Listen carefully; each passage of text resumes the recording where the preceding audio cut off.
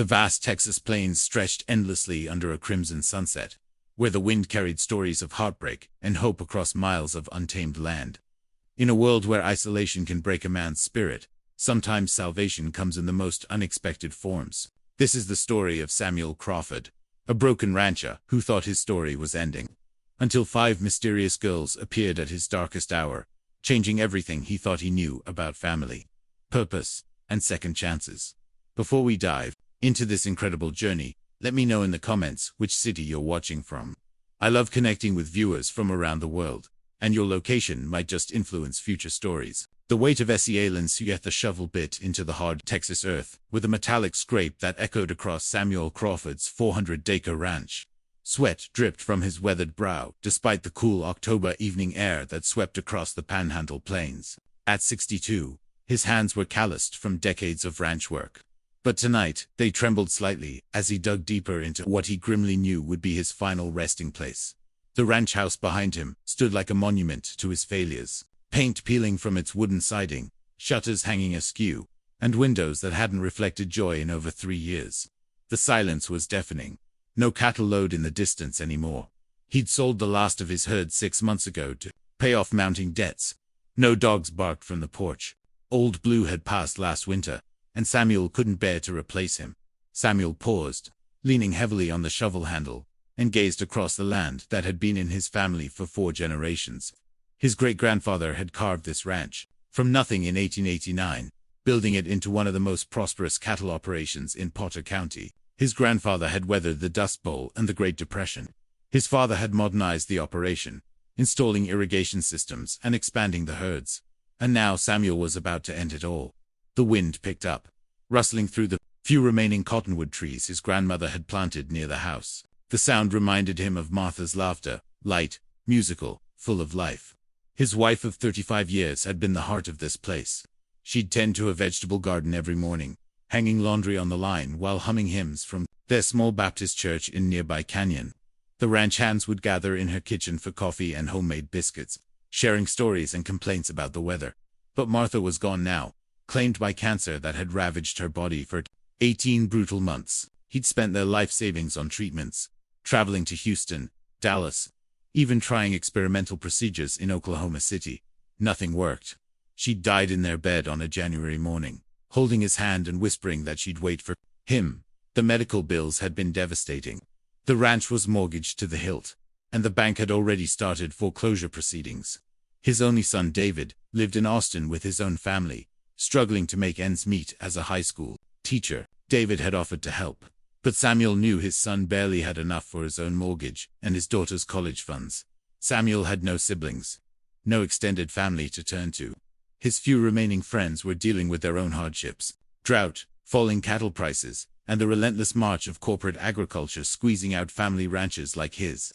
At the Cattlemen's Association meetings, the talk was always the same: who was selling out next? Which ranch would become another subdivision or shopping center? The isolation had been crushing. Days would pass without Samuel speaking to another human being.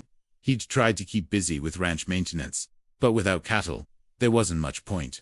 The fences were mended but enclosed nothing. The barn was clean but empty. The equipment was maintained but unused. His health had started failing too. The doctor in Amarillo said his blood pressure was dangerously high, and he needed medication he couldn't afford. His left knee, injured in a fall from a horse 20 years ago, ached constantly now. Some mornings, he could barely get out of bed. The final straw had come that afternoon, when Jim Morrison from First National Bank had driven out personally to deliver the foreclosure notice. Jim was a good man who'd gone to school with David, and Samuel could see the pain in his eyes as he handed over the legal documents. "I'm sorry, Sam," Jim had said, his voice barely above a whisper. "The board gave me no choice. You've got 30 days. 30 days to leave the only home he'd ever known, 30 days to figure out where a broken-down old rancher with no money and failing health could go." He'd already looked into the nursing home in Canyon.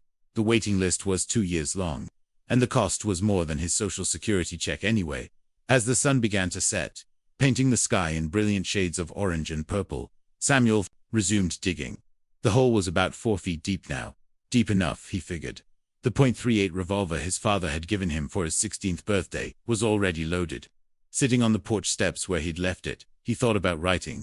A note, but what was there to say? That he was sorry, that he couldn't go on. David would understand. Eventually, his son was a practical man. He'd see that this was the only way to end the family's suffering. The life insurance policy was still active. It would pay off some of David's debts and maybe help with his daughters' education. The physical exertion of digging helped quiet the storm in his mind. But as twilight deepened, the thoughts crept back in. Martha's face in the hospital bed, gaunt and gray, but still trying to smile for him. David's voice on the phone last month, carefully not asking about money, but Samuel, knowing his son was worried.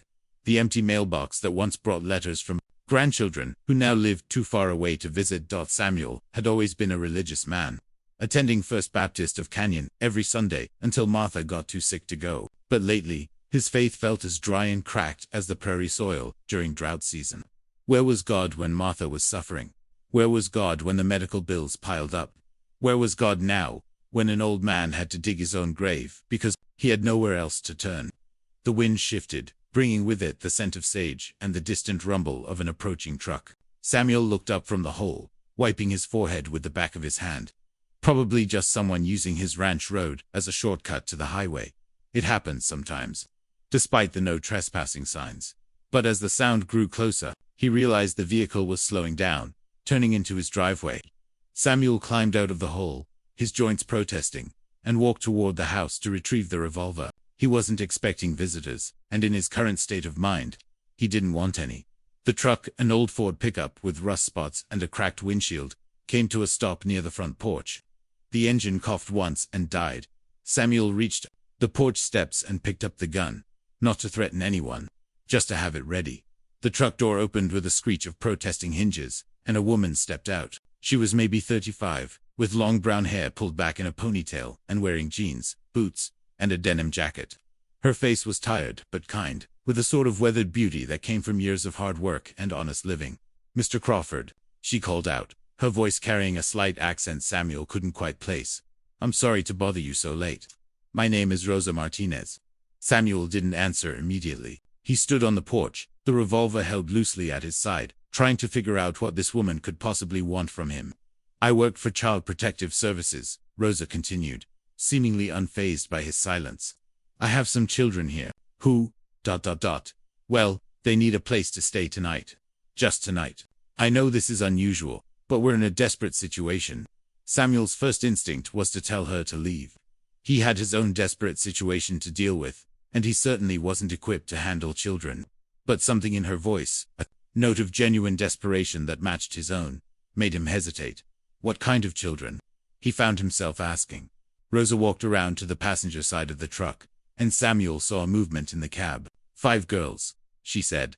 Sisters, ages 6 to 16. They've been ... They've been through a lot. Their parents died in a car accident 3 months ago, and they've been bounced around the system ever since. The group home where they were staying just lost its license. Emergency placement fell through tonight. I've called everyone I can think of."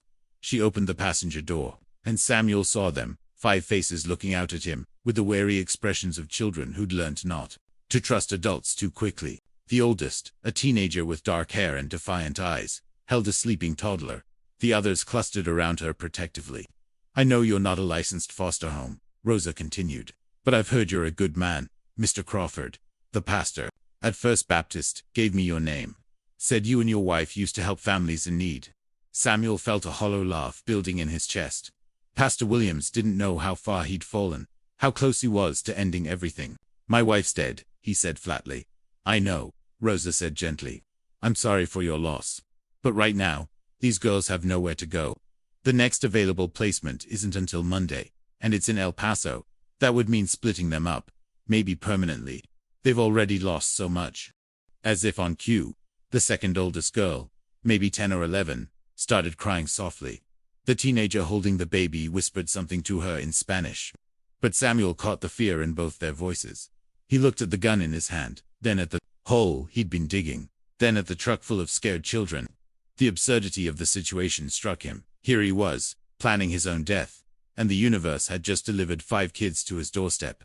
"Just tonight?" he asked. "Just tonight," Rosa confirmed. "I'll pick them up first thing in the morning and take them to the temporary placement in Lubbock. I know it's a lot to ask, but they eaten dinner. Rosa looked surprised by the question. I picked them up around 4. We stopped at McDonald's in Amarillo, but Samuel sighed, feeling the weight of the revolver in his hand. He walked over to the porch railing and set it down, then looked back at the truck. 5 pairs of eyes watched him, hope and fear warring in their expressions. House is a mess, he said finally. Haven't been keeping up with things, but there's food in the kitchen, and the beds have clean sheets. Relief flooded Rosa's face. Thank you, Mr. Crawford. You have no idea what this means. Actually, Samuel thought as the girls began climbing out of the truck, carrying worn backpacks and a few plastic bags that seemed to contain all their worldly possessions. He was beginning to think he might have some idea, after all. The oldest girl approached him first, still carrying the sleeping toddler. I'm Isabella, she said, in accented English. These are my sisters, Carmen, Sofia, Lucia, and little Maria. She gestured to each girl in turn. We won't be any trouble, sir. We know how to take care of ourselves. There was something in the way she said it.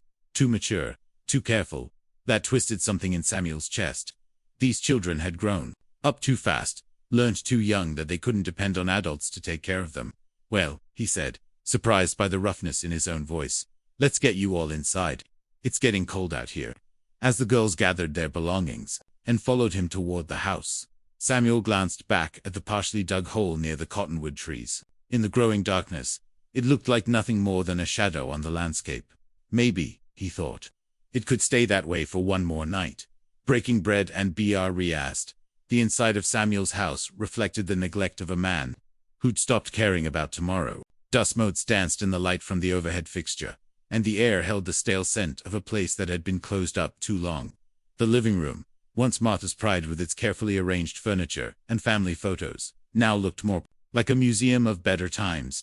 Isabella took it all in with the practiced eye of someone who'd learned to quickly assess new environments for safety and stability. The furniture was good quality but worn, the kind of pieces that spoke of a family that had lived here for generations.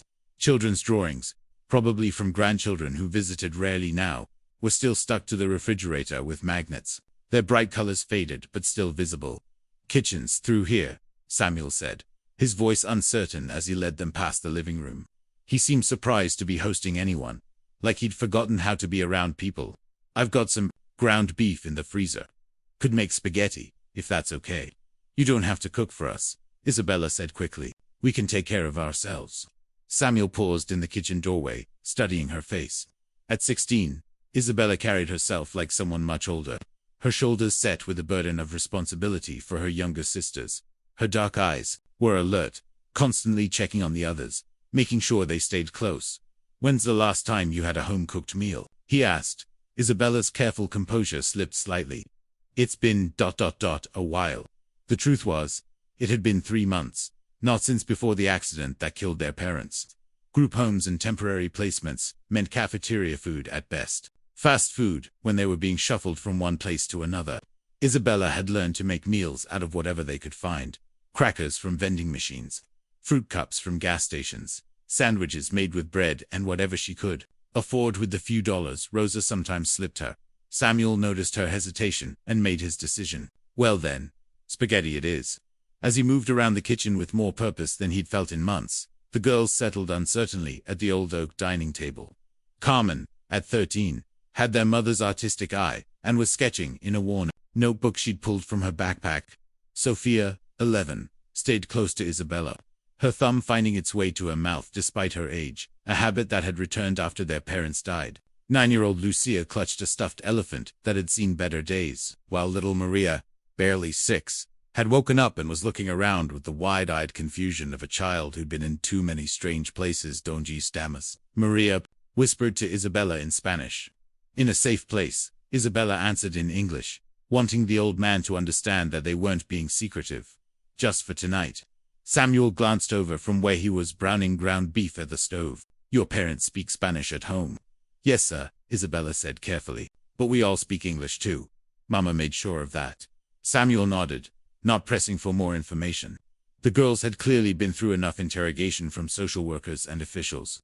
Instead, he focused on cooking, muscle memory, taking over as he prepared a meal for the first time since Martha's death. The kitchen began to fill with the smell of garlic and herbs. and Samuel noticed the girls relaxing slightly. Food had always been a universal language in this house.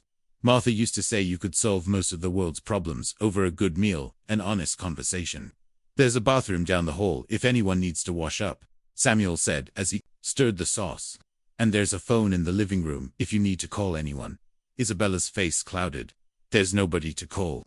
The simple statement hung in the air, like a prayer and a tragedy all at once. Samuel felt it settle in his chest alongside his own loneliness, recognizing the echo of his own isolation in this child's words. Well, he said finally, sometimes that's okay too. As the pasta boiled, Samuel found himself actually looking at his house through someone else's eyes for the first time in months. The girls were quietly polite, but he could see them taking in details. The family photos on the mantel, the religious plaques Martha had hung in the kitchen, the worn spot on the linoleum where she used to stand while cooking. You have a beautiful home, Carmen said softly, looking up from her notebook. She'd been sketching the kitchen, Samuel realized, capturing the warm light from the overhead fixture and the steam rising from the stove. It was, Samuel said, then caught himself. I mean, thank you. When the meal was ready, Samuel served generous portions, watching as the girls ate with the careful hunger of children who'd learned not to take food for granted. Even little Maria ate steadily, her earlier confusion replaced by the simple contentment that came with a warm meal, and her sisters around her. This is really good, Sophia said between bites, the first words she'd spoken since arriving. Our mama used to make spaghetti like this. Isabella shot her a warning look, but Samuel just nodded. My wife taught me this recipe. She was the real cook in the family. I just remember watching her.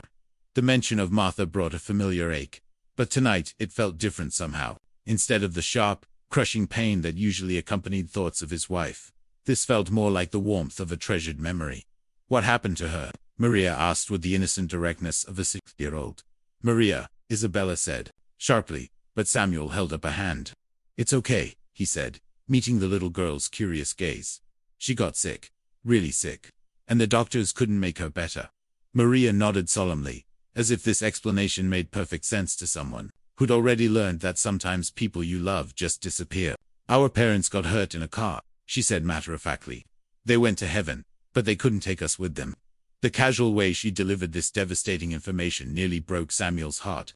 These children had been forced to process loss and abandonment in ways no child should have to. I'm sorry, he said, meaning it. That must have been very scary. Isabella takes care of us now, Lucia piped up, hugging her stuffed elephant tighter. She's almost grown up. Samuel looked at Isabella, saw the weight of responsibility in her young face, the way she constantly monitored her sister's needs and emotions. She was barely 16, should have been worrying about homework and boys and what college she might attend. Instead, she was functioning as a parent to 4 younger children, navigating a system that seemed determined to split them apart. That's a big job for someone your age, he said gently. Isabella's chin came up defensively. We stick together. That's what Mama and Papa taught us. Family is everything. They're right about that, Samuel agreed. Family is everything. As they finished eating, the girls began to relax further. Carmen showed Samuel her sketches, revealing a remarkable artistic talent that had somehow survived the chaos of the past 3 months. Sophia helped clear the table without being asked, and Lucia entertained Maria with a quiet game involving her stuffed elephant. Isabella remained watchful but less tense, and Samuel found himself remembering what it felt like to have a house full of life. When David was young, before he grew up and moved away, dinner time had been like this: conversation and laughter, the comfortable chaos of family. Where will you sleep tonight? Samuel asked as they finished cleaning up. Wherever you want us to, Isabella said quickly. We don't need much. We can all share one room. Samuel considered this. The house had 4 bedrooms, the master bedroom, where he slept alone now, David's old room that had been converted to Martha's sewing room, and 2 guest rooms that hadn't been used in years. The 2 guest rooms have twin beds, he said. Figured the older girls could take one room, the younger ones the other. Unless you'd rather stay together. Together, Isabella said immediately, then caught herself. I mean, if that's okay. We're used to it. Samuel nodded, understanding. These children had learned that safety came from staying close, from being able to watch over each other. The idea of sleeping in separate rooms probably felt like another kind of abandonment. We'll figure it out, he said. Let me show you around first. As he led them through the house, pointing out the bathrooms and where to find extra blankets. Samuel found himself seeing his home differently.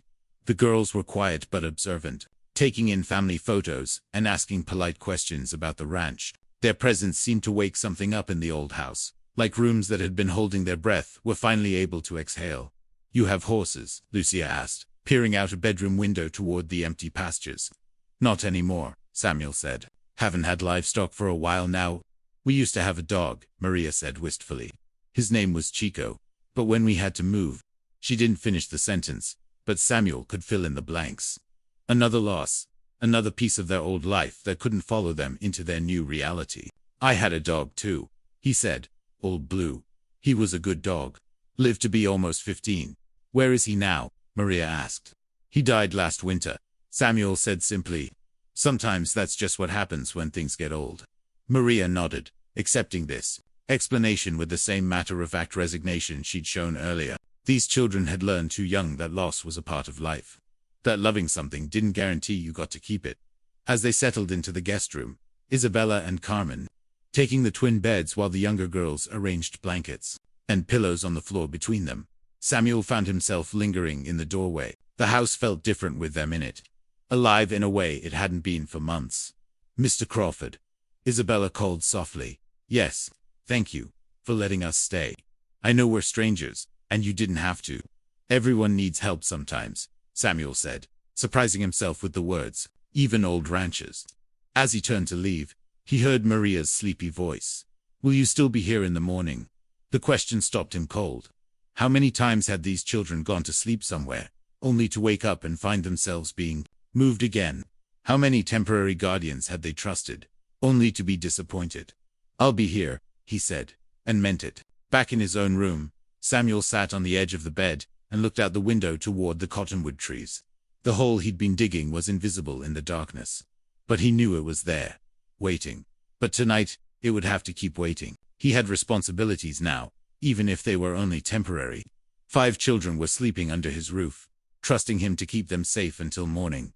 The revolver was still on the porch where he'd left it. He'd retrieve it tomorrow, after Rosa came to collect the girls, after they were gone and the house was empty again. He could finish what he'd started. But as he lay down and listened to the soft murmur of voices from the guest room, Isabella whispering comfort to her sisters, the way she probably did every night, Samuel found it harder to hold on to his earlier despair. The house felt less like a tomb and more like a home again. Maybe one more night wouldn't hurt. Seeds of hope in broken Gro and Samuel woke before dawn, as he had every morning for 62 years. But for the first time in months, he didn't immediately feel the crushing weight of another empty day stretching ahead of him. The house held different sounds, the soft breathing of sleeping children, the whisper of movement as someone got up to use the bathroom, the gentle murmur of hushed voices. He dressed quietly and made his way to the kitchen, where he found Isabella already awake, sitting at the table with a cup of coffee and her phone. She looked up guiltily when he entered. "I'm sorry," she said quickly.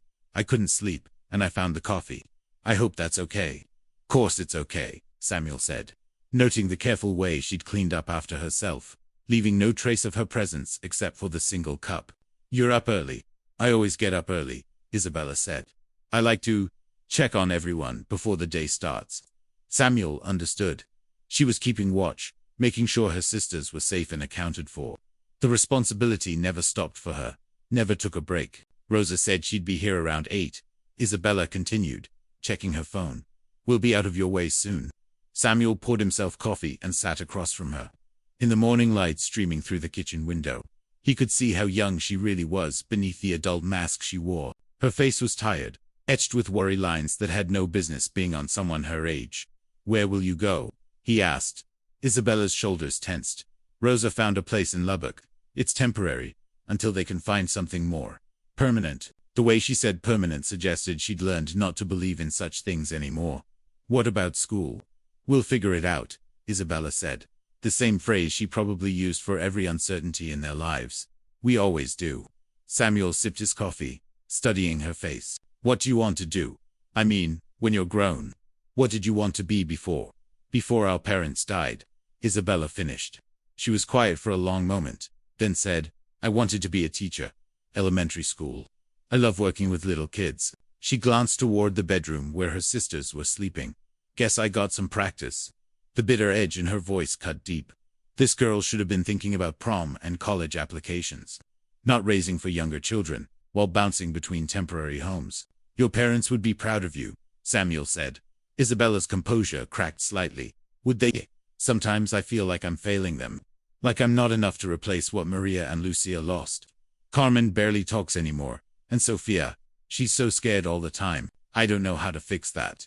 You can't fix everything, Samuel said gently. Sometimes the best you can do is just be there. Is that enough?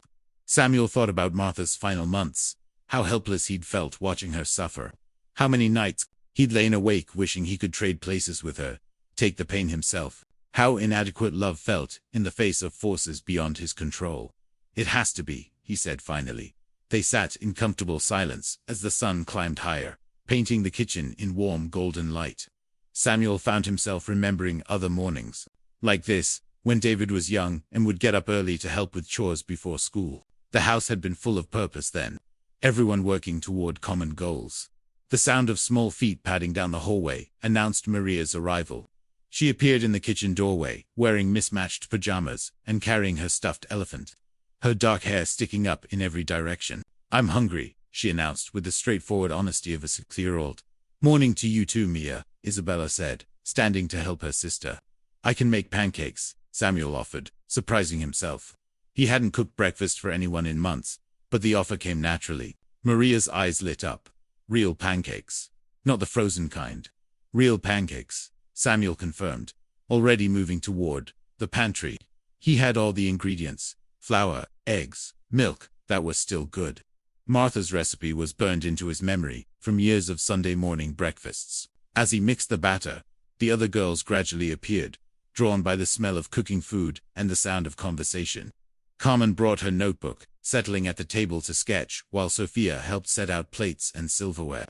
Lucia appointed herself Maria's guardian, making sure her little sister washed her hands and sat properly at the table. The kitchen filled with warmth and chatter, and Samuel found himself smiling for the first time in weeks. The girls were polite but less guarded this morning, their natural personalities beginning to emerge.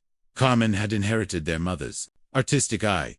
Sophia was a natural caretaker like Isabella, and Lucia had a quirky sense of humor that kept everyone laughing. Maria was pure 6-year-old energy, curious about everything and unafraid to ask questions. Mr. Crawford, Carmen said as he flipped pancakes at the stove, can I draw a picture of your house? For you to keep. I'd like that, Samuel said, meaning it. I could help you fix things, Sophia offered. I know how to paint and stuff. Our papa taught me. The casual mention of their father brought a moment of quiet, but it wasn't the crushing silence Samuel had expected. Instead, it felt like a natural acknowledgement of love that persisted beyond loss. That's kind of you, Samuel said. But you'll be leaving this morning. The reminder hung in the air like a cloud passing over the sun.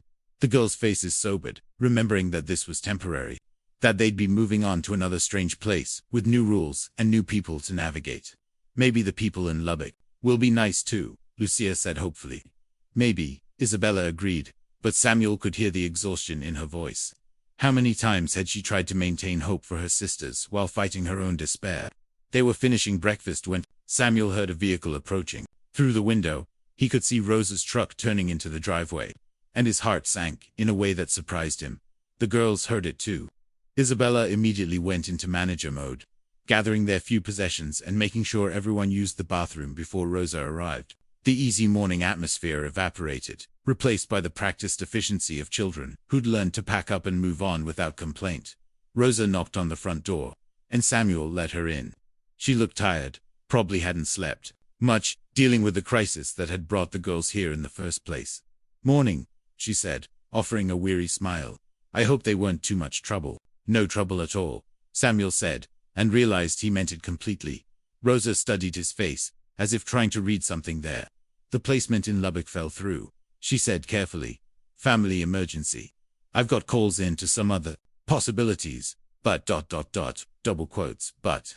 Isabella asked, appearing behind Samuel with her backpack slung over her shoulder. But it might be a few more days. Maybe a week. Rosa looked apologetic. I know this isn't ideal, but would it be possible for them to stay here a little longer? I'd make sure you're compensated for food and expenses. Samuel felt something shift in his chest. like a door opening that he'd thought was permanently sealed. The girls were looking at him with carefully controlled hope, trying not to want too much, but unable to hide their desire for stability. "I'm not licensed," Samuel said slowly. "Emergency placement," Rosa said quickly. "Perfectly legal under the circumstances. And honestly, Mr. Crawford, they seem more settled here than they've been anywhere else. That means something."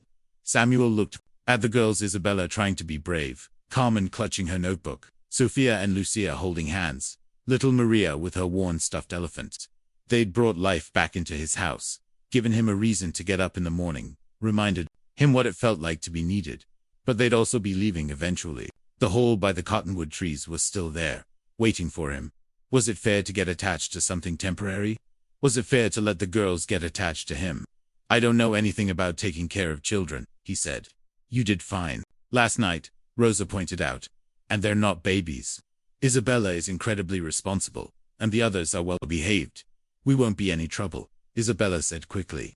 "We can take care of ourselves mostly. We just need a place to sleep." The desperate edge in her voice decided it for him. These children had been through enough uncertainty, enough rejection. If he could give them a few days of stability, maybe that was worth something. "A week," he said finally. "Maybe a little longer if you need it." The relief on Rosa's face was obvious. "Thank you, Mr. Crawford. Really, this makes a huge difference." After Rosa left, the house felt different again. Not temporary anymore, but not quite permanent either. Something in between. A breathing space where possibilities could take root. "So," Samuel said, looking around at 5 pairs of eyes watching him expectantly, "guess we better figure out how this is going to work." "We have rules," Isabella said quickly. "We clean up after ourselves. We help with chores. We don't make noise or cause trouble." "Those sound like good rules," Samuel agreed. "But maybe we could add a few more. Like you go to school. There's a good elementary school in Canyon, and the high school has a decent program. They'll let us enroll?" Carmen asked, hope creeping into her voice. "Don't see why not. Might take some paperwork, but Rosa can help with that." Samuel found himself planning without really meaning to. "And maybe we could get this place cleaned up a bit. I've been letting things slide. We could paint the fence," Sophia suggested. "Make it white again like in the pictures." Samuel looked toward the front window, where he could see the weather-beaten fence posts that had once been Martha's pride. She'd insisted on fresh white paint every spring, saying it made the whole place look cared for. "Yeah," he said slowly. "We could do that." As the girls dispersed to explore their temporary home more thoroughly, Samuel found himself walking toward the back door.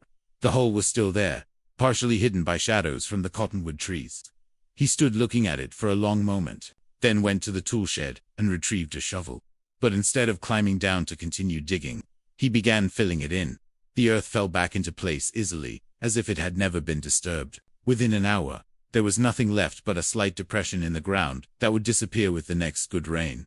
Samuel leaned on the shovel and looked back toward the house, where he could see movement in the windows, children settling in, making themselves at home. Through the kitchen window, he spotted Isabella helping Maria with something at the table, while Carmen sat nearby with her notebook.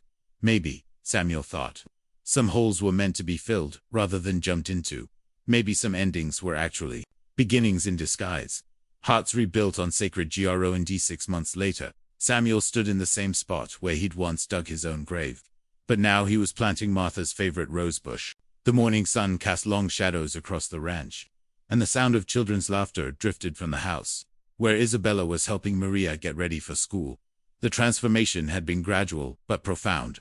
What started as a temporary arrangement had become something neither Samuel nor the girls wanted to end. Rosa had found more permanent placements, but each time, something had fallen through at the last minute, until finally, she'd suggested Samuel consider becoming their official foster father. The paperwork had been overwhelming, the home inspections nerve-wracking, but the girls had helped him through every step. Carmen had painted a beautiful mural on the living room wall depicting the ranch in all seasons. Sophia had organized his chaotic filing system with the efficiency of someone twice her age. Lucia had convinced him to adopt a puppy from the animal shelter, a golden retriever mix they'd named Hope. And Isabella had grown into her role as both daughter and partner in keeping the household running. Her dreams of teaching now supported by Samuel's encouragement and a college fund he'd started with the life insurance money he no longer needed for its original purpose. "Mr. Samuel," Maria called from the porch, using the name that had evolved naturally over the months. Isabella says to tell you, breakfast is ready. Samuel smiled, brushing dirt from his hands. The house that had once echoed with loneliness now vibrated with life. The ranch, while smaller now and focused on boarding horses rather than cattle, was profitable again. Most importantly, he woke up each morning with purpose. The adoption papers were on his desk, signed and ready to file. After Christmas, the Martinez girls would officially become the Crawford girls. And Samuel would officially become what he'd already been in practice for months, their father, as he walked toward the house. Hope bounding beside him, and the girls' voices calling him to hurry up before the food got cold. Samuel realized he'd finally learned the difference between an ending and a transformation. Sometimes, he thought, watching Isabella help little Maria with her backpack, while Carmen gathered her art supplies, and Sophia made sure everyone had their lunch money. The best families are the ones you choose. The hole he'd once dug had become a garden. The grave he'd planned had become the foundation for new life. And the lonely rancher who thought his story was over had discovered it was really just beginning. What an incredible journey from desperation to hope. If this story touched your heart, please hit that like button and subscribe for more inspiring tales. And don't forget to comment below. Tell me which city you're watching from, and share a story about how unexpected encounters changed your life. Sometimes the most beautiful families are formed in the most unexpected ways. Until next time, remember that every ending can be a new beginning.